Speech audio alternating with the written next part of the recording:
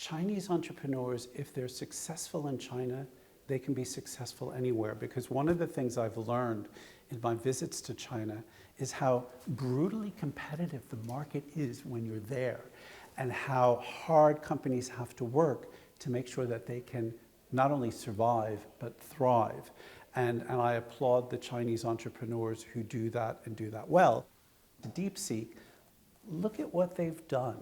They've had some obstacles put in their way. They can't get access to some of the most advanced chips in the world, but yet they've come up with a model that shows, well, we can do something different. And I think that goes to the Chinese ingenuity that is there. So I see that when I go. The ecosystem more broadly, I think, is a very exciting one. I think some of the macroeconomic headwinds in China will make things more difficult for a period of time. We all know what they are, but I do hope that entrepreneurs will continue to be supported in China because they have a fabulous market to work with.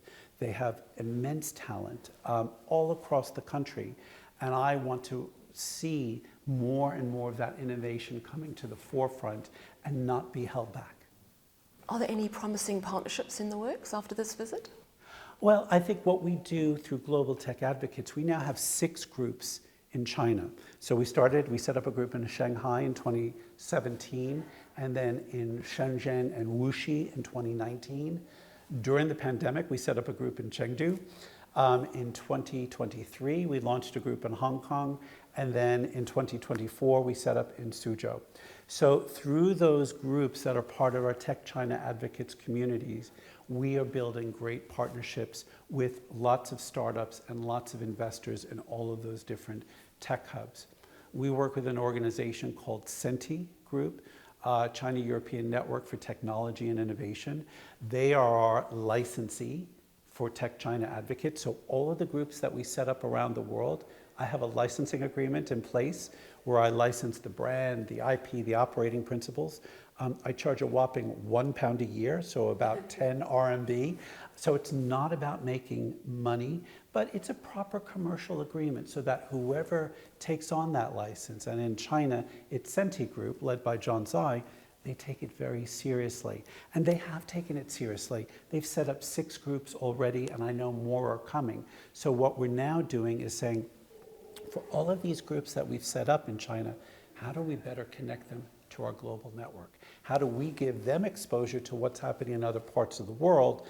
And how do we make sure that our groups in other parts of the world can be connected into them?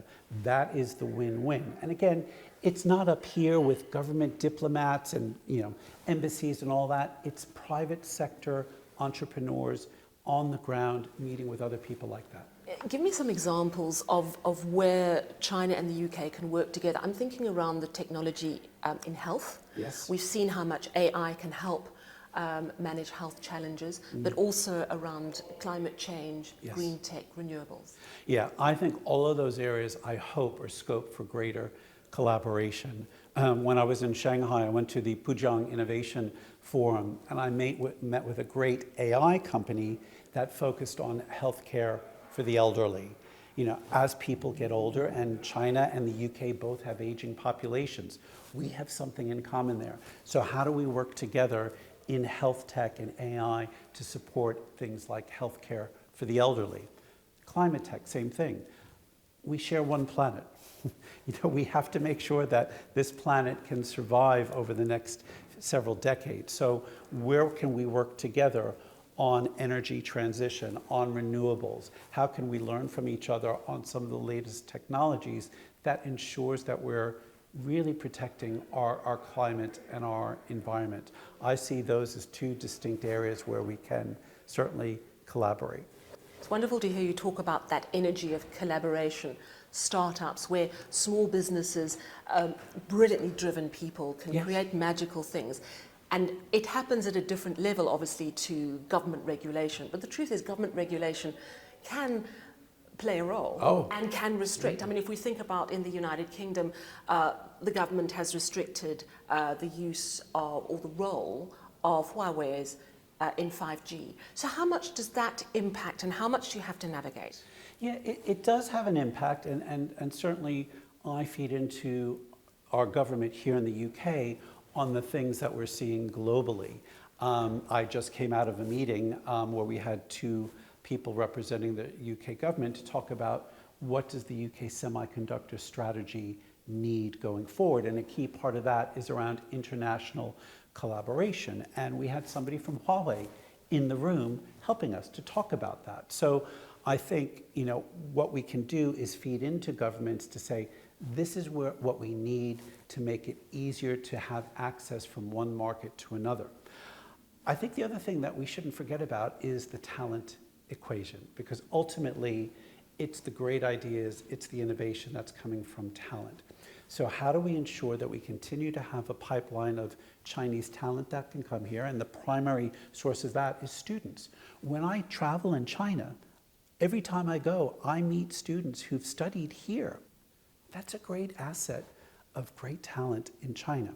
How do we encourage more British students to go and study in China? So to me, that is a first priority area, and getting those exchanges are really, really important, but not just at the student level. I often say to British startups who are looking at China and they're not quite ready to go full approach into China, say, at least set up an R&D capability there. If you're an e-commerce company, there's no better market to go to than China to see the innovation, the creativity. Look at what Alibaba has done. Look at what Tencent has done. Look at what others are doing in China in terms of customer loyalty through e-commerce, how you can shop. There's an enormous amount of creativity going on there. Is all of it relevant to the UK? No, but some of it is. So go and learn and see for yourself and bring those ideas back with you, but then also maybe you can have some collaboration with some of those Chinese e-commerce companies who are looking to expand into the UK. That's part of the win-win that I look for. Just showing up in China, I know is a very difficult premise, but there are good organizations like Senti Group that can help you to navigate the Chinese market. It's a different culture, it's a different language, it's a different rule of law, but that doesn't mean you can't learn and understand what's going on there. Why do I go to China every year? Usually twice a year, and since the pandemic I've been 3 times now. There's so much great insight and knowledge that I pick up that I always learn from, that I say to the rest of the world, this is really exciting. But when I'm in China, and I did this at the Pujiang Innovation Forum, the last question we were asked, I was on this enormous stage, you know, what was our message to the Chinese audience? And I said, if you can, go out from China and travel. Go see other tech hubs, because we all get in our bubbles. And I'm in a very privileged position where I go to 12, 14 different tech hubs around the world every year. There's such great innovation happening out there, but if you just stay in your own place, in your own location, and I'll say that to an entrepreneur in London and an entrepreneur in Shanghai, you're not going to help yourself by doing that.